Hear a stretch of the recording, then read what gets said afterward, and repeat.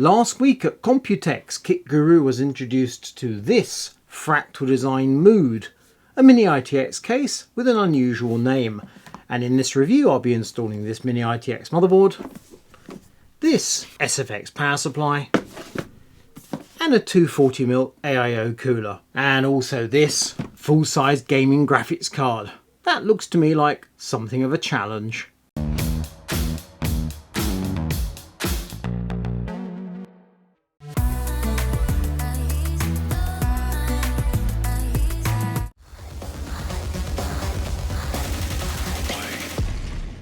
Before we dive inside the case and look at the specification, let's address the fact it has a name, Mood, rather than the model code such as DGX15/5. This is obviously a lifestyle product. It comes in two colours, light grey and black. This is clearly light grey. You will note a fabric finish. It is intended to be in your living room or perhaps in some swish home office. It is meant to blend in, and I think it achieves that very nicely. Also note there is no hint of tempered glass. We do have some mesh to allow some airflow, but this is an understated product. And I don't wish to get all stereotypical about the Swedes and refer to that famous furniture shop that they have all over the globe, but you can see where the thinking might have come from. And having said that, let's take a look inside the Mood. Step 1. We go to the back of the case and we remove that panel. As you can see, there's a dust filter inside that mesh panel, and Fractal Design says to improve airflow, you can remove the filter. Perhaps that's okay if the PC's up on a desk and there's no dust sources nearby. I personally like air filters. However, I think I will be doing a back-to-back comparison to see what difference the filter makes to temperatures. Step 2, take a screwdriver and remove these two screws. We didn't show this step in our Computex coverage, and that's because the sample cases we were shown already had these screws removed. And step 3, as simple as that. So there we have the outer structure of the case. You don't dismantle it in any way, shape or form. The top mesh, which is for exhaust, remains in place. It's reasonably sturdy and it looks lovely and smart and tidy. And there we have the stripped down Mood. In the roof of the case there's this huge 180mm Fractal Design dynamic fan, which is obviously for exhaust, and that's the Mood pretty much dismantled. Let's take out these two screws here.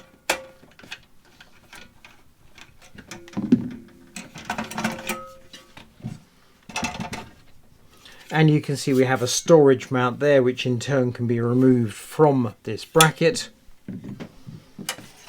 But that's pretty much the essence of it. And so we're crystal clear. Your graphics card, which goes in this compartment here, as you can see by the two expansion slots, which suggests to me we have a limitation of how thick your graphics card can be.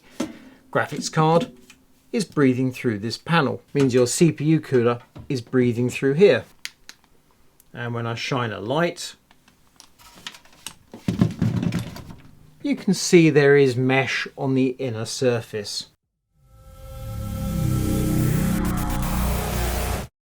The essential points of the Mood: it supports a mini ITX motherboard, a huge graphics card, either a 3.5-inch hard drive or 2.5-inch SSD, and if you choose you can install a second 2.5-inch SSD in the roof of the case, which strikes me as a questionable move. When it comes to a CPU cooler, you can choose to install a low profile air tower. If you choose to do that, you can install one or two fans in the side bracket. Alternatively, you can use the 240mm or 280mm AIO CPU cooler. Fractal suggests two possible orientations for the AIO cooler. One they call the C layout and the other the Z layout. This will depend on the orientation of the components of your AIO cooler and the way the hoses connect to the pump block. And as a final note, the front I/O is right down the bottom of the case. Again, having it on your desktop makes perfect sense. We have two USB-A's, one USB-C and a headset jack. I'm going to use the same motherboard assembly I recently used in the Cooler Master NR200P V2 review, which will give me a little bit of a back-to-back comparison. So the motherboard is this Gigabyte B650i Aorus Ultra. The processor is an AMD Ryzen 7 7800X 3D. The SSD under the heatsink is a Sabrent Rocket 4.0. And for memory, we have 32 gigabytes of G.Skill Trident Z Neo, which supports AMD Expo rather than the usual Intel XMP.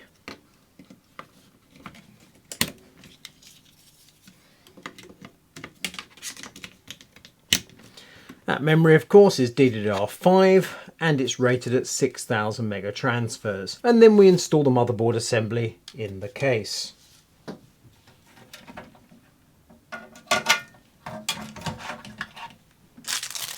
And we lock it down with 4 screws. The accessory is bagged separately, but the bag itself is plain, not labelled.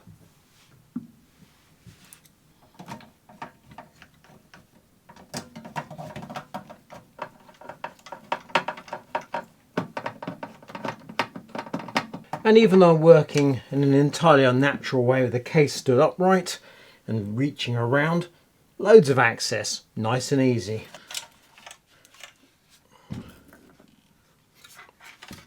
And let's just connect up the PCI Express Gen 4 riser cable. With the motherboard assembly installed, I've got some cables to connect up and to tidy away, and then I can install our Seasonic Focus SPX 650 watt power supply. It sits on that little bracket there, like that, and as I rotate the mood, you can see we have holes in the side of the chassis, so I can install the mounting screws. But of course I also need to connect up some cables. And that looks like this. Reasonably tidy, but there are a couple of things to point out. So we have the front panel USB Type A is going to the USB 3 connector on the motherboard. However, the position means the cable basically has to go like that. Flexing it to one side around the AIO I'm sure will be a thing, but right now it looks a little bit odd. Secondly, we have the Type C connector, which goes in there somewhere. Again, it has to go to the connector on the motherboard, and mini ITX motherboards can be a bit odd in that respect. And thirdly, we have this dongle-y kind of thing, which is a feature of this particular Gigabyte mini ITX board. It handles front panel connectors, SATA, and also 2 of the fan headers.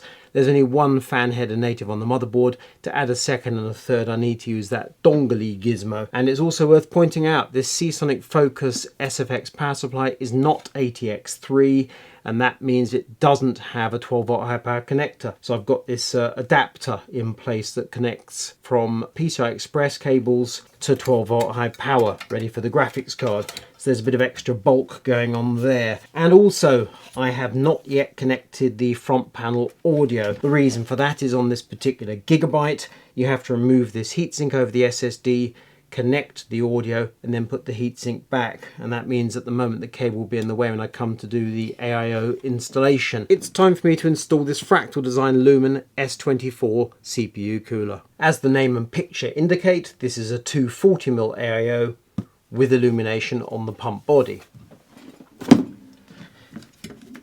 And here's the cooler installed on that side bracket. It's a slightly unusual design in that the pump is on the radiator itself. So that is our pump connection. The fans are non-RGB. They're quite conventional 120mm PWM units.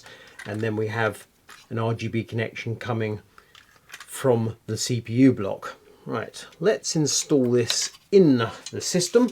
Before I lower the assembly into place, I'm just going to point out I have installed the audio connector just there above the SSD, and this RGB connector is going to be connected next to the SSD, and then I'll replace the active heatsink on top of the SSD, which covers those connectors beside the SSD. This is one of the reasons I find Mini ITX frustrating to work with. In order to pack in all the features, and motherboard manufacturers cannot help themselves packing in features onto modern motherboards. In fact, if I go to the back of the motherboard, just there by my finger is another M.2 connector. There's a second M.2 on the back of the motherboard. Before I install the cooler, let's just point out this is a Z type of layout rather than a C type of layout.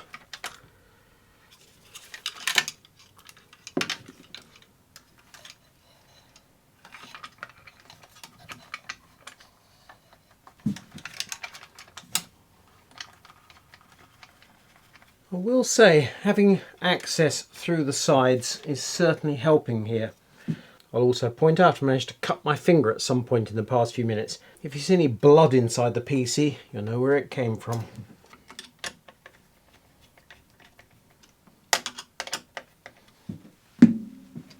And as we lower the radiator fan assembly into place, we have to connect the fans to that header there, and the pump comes out here.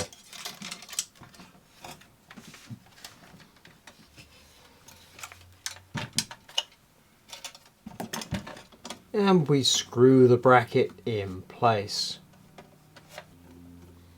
And we connect up the pump.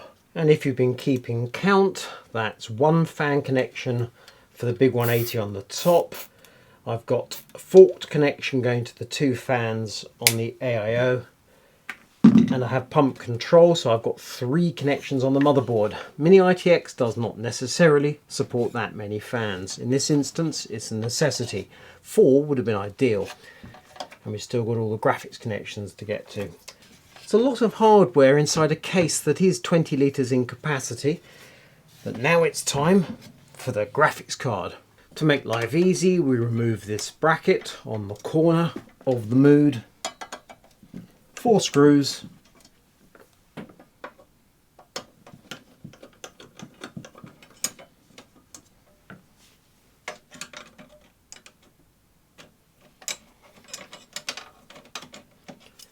and now we have heaps of clearance, and it's time for me to stop teasing you, because this Gigabyte RTX 4080 graphics card that I showed you at the start of this video is not going to go inside the Fractal Design Mood. Not only is it more than 2 slots wide, it's too long. I knew this before I started this video.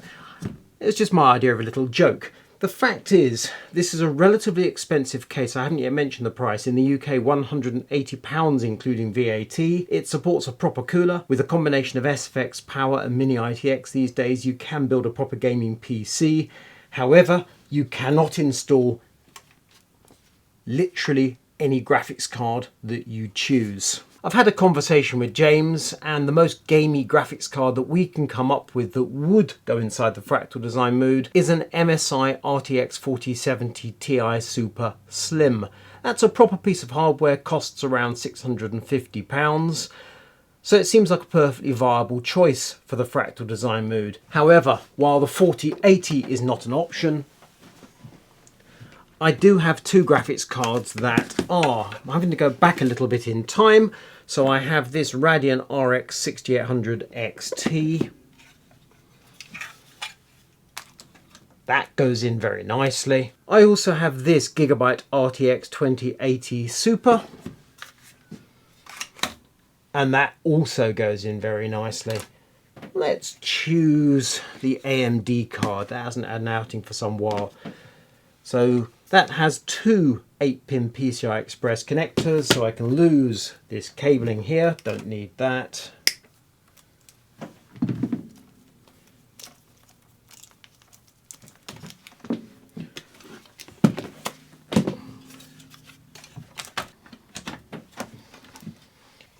I need to lock the graphics card in place with the 2 thumb screws, pulling back against the springiness of the riser as I do so.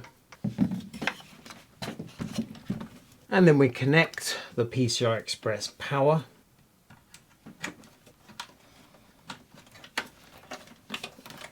Pull the unneeded cable back inside this side space.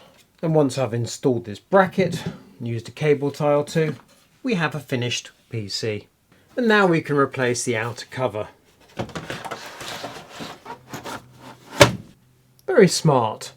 If you're looking for a new chair, then you should definitely check out Booley's. I'm currently sat on their Ninja Pro gaming chair, which is one of 3 models from their gaming series alongside the Elite and the Master. So if you're looking for something new to stick in your setup that you can sit on and game and work, then I recommend definitely checking out boolies.co.uk. To thermally test the Fractal Design Mood, we're running a combination of TimeSpy stress test and Cinebench R23. The PC's drawing 450 watts at the wall socket, the graphics card takes 195 watts, and the CPU 85 watts. In the first test we have the two AIO fans running at 1000 RPM and the 180mm case fan at 800 RPM. The air filter is in place and the system sounds like this.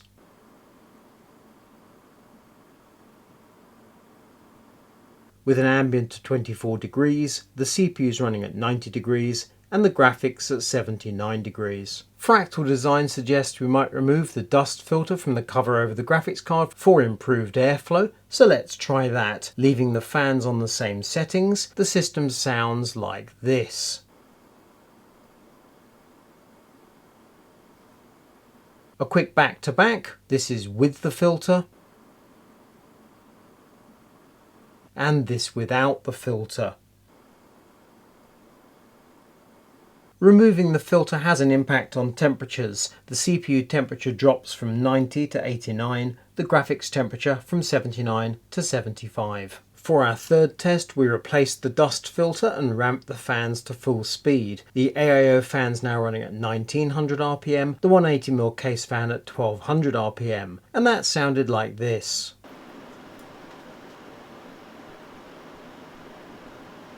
And the impact on temperatures is the CPU temperature dropped another degree to 88 degrees, the graphics temperature to 74 degrees.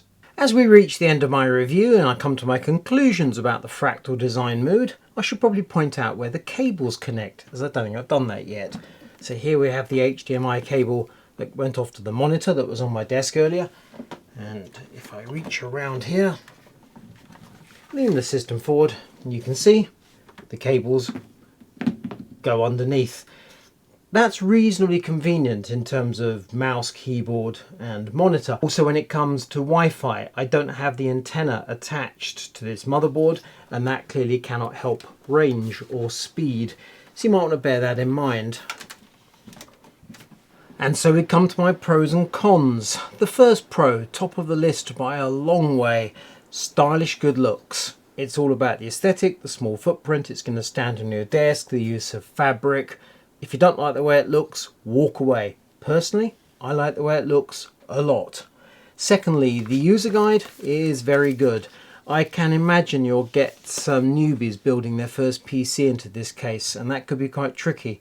It is, after all, very compact inside. The user guide helps a lot. Thirdly, clean and simple design. AIO cooler on the one side, graphics card in the other, power supply has its very specific place, and then the outer cover drops into place and you can't see any hardware. Very nicely done. Cons, the negative points. You are restricted on the graphics card you can install in this case.